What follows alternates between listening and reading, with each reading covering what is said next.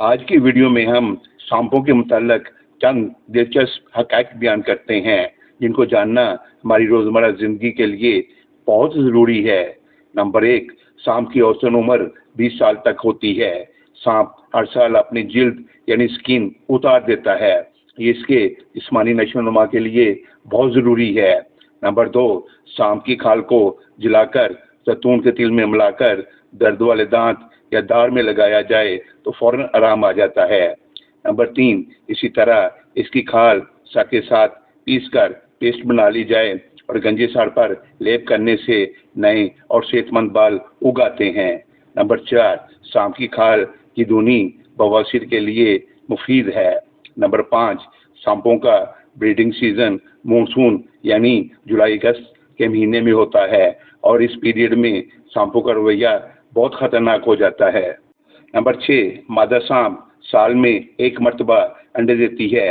Number 7، انڈوں کی تعداد اس کے بدن کی ہڈیوں کے برابر ہوتی ہے۔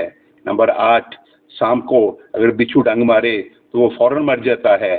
نمبر 9، سانپ کی 2 زبانیں ہوتی ہیں اور یہ سونگھنے اور شکار کی موجودگی کا پتہ چلانے میں مددگار ثابت ہوتی ہیں، یعنی یہ ایک سینسر کا کام کرتی ہیں۔ نمبر 10، سانپ کبھی اپنا گھر نہیں بناتا بلکہ اکثر چوہوں کے بل پر قبضہ کر کے سردی کا موسم وہاں گزارتا ہے۔ نمبر 11، سانپ کو اگر کھانے کو کچھ نہ ملے تو وہ ہوا پہ گزارا کر لیتا ہے، یعنی ہوا کھا لیتا ہے۔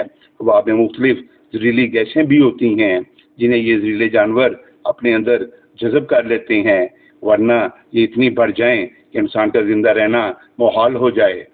نمبر 12، سانپ کو پانی کی طلب نہیں ہوتی، البتہ اگر کبھی پانی پہ پہنچ جائے تو پیے بغیر نہیں رہتا۔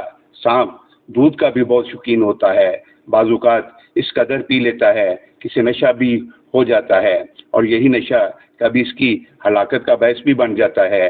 نمبر 13، سانپ کی دم کاٹ دی جائے تو دوبارہ اگاتی ہے، اسی طرح سانپ کے دانت بھی دوبارہ نکل آتے ہیں۔